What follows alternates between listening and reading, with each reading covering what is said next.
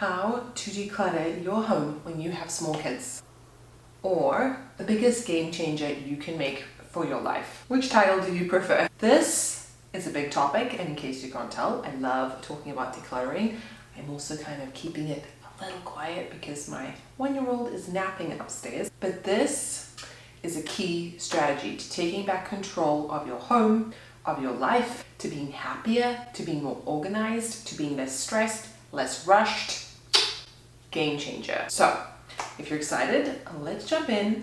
And before we do that, just to say hi, if you don't know me, hello, my name is Julie. I hold a doctorate in occupational therapy. I have 3 little kids, age 7, 5, and 1. And I coach moms and help them go from feeling overwhelmed, perhaps they don't have any routine or structure for their family, to feeling like they can really take on the world. They can thrive. They can have time for themselves, for their relationship, for their kids, be an intentional parent, just be happier and more joyful. There's a lot of dark stuff in the world these days, and I don't think we need to add on additional layers. So that's what I do as my day job.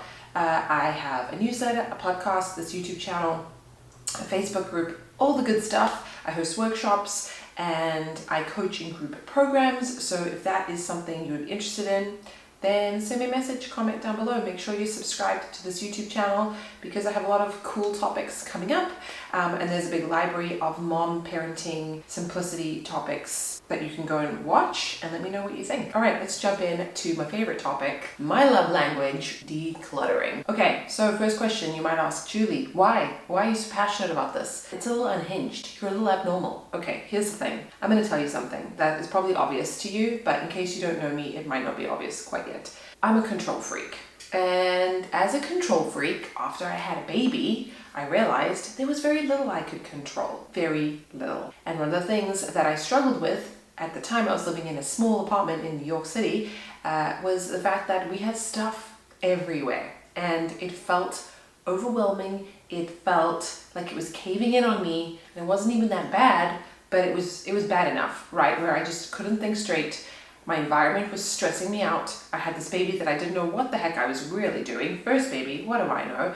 I was getting ready to go back to work and I felt very unhinged. And one of the things that I came across was this idea of reducing the things that I don't use to be able to find and enjoy and use the things that I do like and that I do need. Because at the end of the day, we're over consuming so much as a society that we can all do with paring down our things, donating them to people that need them more than us, just plain out trash that we have in our homes that needs to just be discarded, and then really focusing on the things that we want to keep and curate for our home. And especially for those of you that live in very urban, crowded cities, live in apartments, live in small flats, this is really, really important for you. But in a big home too, we buy this big home almost as a big storage unit, and it's not necessary. It costs us more money. It costs us so much to maintain our things and look after them. Wouldn't it just be a lot less stressful if you just had less stuff to contend with? And then you bring in children. Wow. And they bring in so much of their own stuff. They come home with things and they just you think they need a lot of things. And this channel has a lot of information on registries and all kinds of things. My podcast, I have a whole thing on what you need to register for your baby registry and what you don't need to register for. So I've got you covered in that regard. But once you have children, you have extra people in your family now, it just compounds. And I don't want to bring up my children as hoarders or people that can't let go, or make it so hard for them to be able to tidy up or put things away because they don't know where anything goes and they feel overwhelmed. If I feel overwhelmed, then they feel like triple overwhelmed. And when everything is organized and you have a place for everything, it is the best feeling. And you'll always be challenged. There will always be things to declutter and put away. So don't feel like you won't have anything to do once you've got rid of all your stuff. It's an ongoing process, just like maintaining a healthy body. But man, it's the best feeling when you open up your closet and you can see everything and everything fits and goes together. Would you not agree? I'm gonna need some tea for this. All right, so I'm going to go through all the steps that you need to do when you are beginning your journey of decluttering and you happen to have small children. Of course, small children are not needed and would make this whole process a lot easier. But if you do have small children and you find that you have a lot less time than you had before, then follow the steps that I'm about to outline to get you started. You're going to get onto the decluttering train and you're going to feel amazing. All right, so number one. If you are ready to start decluttering, you need to rein in those expectations because just like pregnancy, it probably took you time to get to that point and it's going to take you time to get back. So you need to go in with the mindset that these things take time, especially if you want to do it properly, and it's not going to be done overnight and you can't lose motivation because it's not an overnight success. Decluttering, like organization, like learning to walk, like learning how to knit, is a skill that can be learned. Maybe some of us are naturally better at it than others, but I believe everyone can learn how to do it if you want to and you're willing to put in the time. And that being said, when you learn a new skill, let's take walking as an example. When a baby or a child learns how to walk, they don't start running. It takes them actually a while before they are confident enough to start running. The same with decluttering. There are certain things within the decluttering world that are more challenging to accomplish than others. For example, I always recommend when people start decluttering to start eensy-weensy small, and I'll get into that, but to start somewhere like the kitchen or your closet, perhaps with clothes or kitchen items that you are not really attached to, that don't really serve you. Maybe you have 700 ladles and it's not a big deal to get rid of 550 of them, or you have, clothes that you don't like, someone gave them to you or they don't fit you anymore and it's easy for you to discard them, versus sentimental items like this ugly vase that Aunt Meredith gave you that if you give away you feel bad because she might come and visit and see that you don't have it, right? Don't run before you can walk. Let's start with the easy things. Let's get the skill of decluttering. Let's show our brains, which are designed to kind of keep us safe, and I think naturally our brains are designed to make us hoard things. If I'm being honest, let's show our brains that when we give away certain things or we pare down our closets or we, lighten up our kitchen, that we don't die when we do that. We actually feel really good. We get a lot of good hormones circulating so that we can do it again and again and again. This is a game changer tip, all right?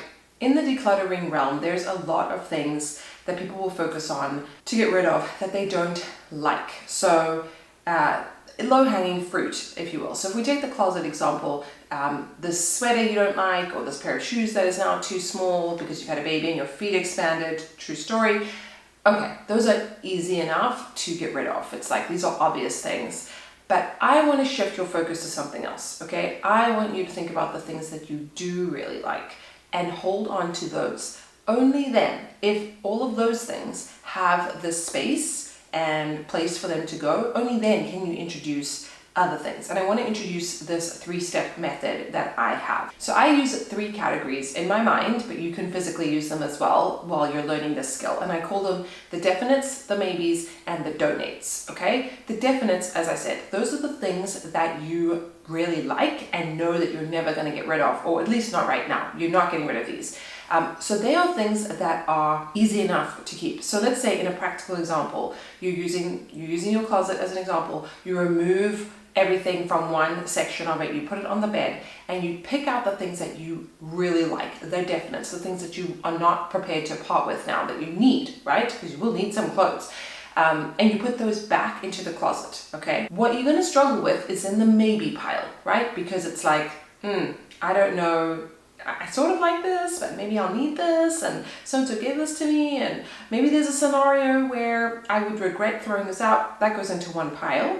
And then you have the donates. These are the things that obviously, these are the obvious ones for you. You don't think you need them. You're going to throw them out or give them away. Then you go back and you're like, okay, so I've put all my definites back. I've gotten rid of all my donates. My maybes can only go back into the closet if there's space for them, if there's still real estate for them.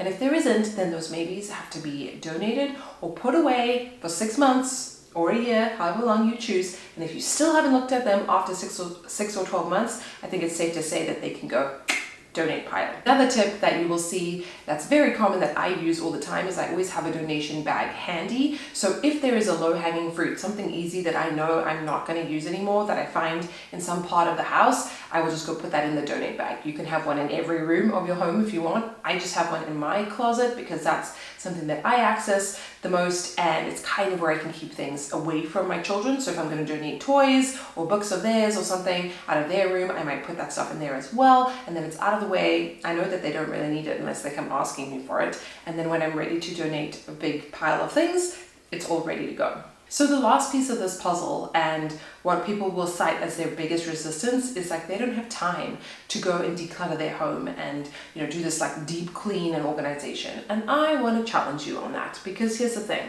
Our minds, as I said, want to protect us. They want us to keep all the things. And so we build it up in our heads that it's going to take like 5 hours to declutter our whole house. Yeah, maybe it would take 5 hours or 2 days or even longer to declutter your whole house, but you cannot do that all at once. Even if you didn't have children and you didn't have a job, you know, unless someone is holding a gun to your head, you're probably not going to be able to just declutter your whole house nonstop for 2 days straight, right? So you really need to be taking this in bite-sized pieces. You need to be taking the 5 minutes, the 10 minutes here and there. When you notice something, you're looking for something at the back of the cabinet and you find something random, popsicle sticks or something that you haven't used in, you know, over 12 months. And you're like, wow, I can just donate these. That goes in the donation bag. Or you're going through your closet, you're getting dressed. Oh, no, I don't really like this. That goes in the donation bag. Or you're going through your kids' clothes, you're putting away laundry and you realize that this shirt is very stained or the baby's grown out of this or something. That goes in the donation bag. These things don't have to have a, you know, scheduled 3-hour window on the calendar, because my thought on that is that my hunch is that likely you're probably not going to do it, right? You're not going to prioritize decluttering when you have your busy life to get to. But if you do it in 5-10 minute increments and you did that every day for a week, that's already over an hour of decluttering. You do that for a month, that's nearly 5 hours of decluttering without really impacting you. And likely once you get on that decluttering train, remember, as I spoke about, it'll get you motivated and you'll continue to do it. It'll be exciting for you because you'll notice what a difference it makes, how much lighter and brighter you feel, how nice and organized your home feels. And so you get that positive reinforcement and you continue to do it. All right, so those are my top tips. I don't want to make this video too long because honestly I can talk about decluttering for 2 days, but these are my top tips. If you start to follow these,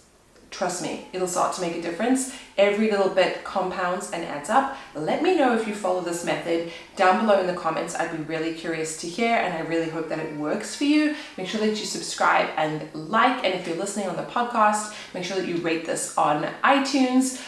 Is there anything else I need to say? This is your sign to start decluttering. 5 minutes, 10 minutes, 20 minutes. Get going. I'm sure there's a bunch of rooms or shelves in your home that you just really want to stick your teeth into. So I encourage you to start right now, today, once your baby goes to bed, or with your kids around, because it's good for them to see you doing it as well. You're going to feel amazing, and I can't wait to hear your results. See you guys soon. Bye.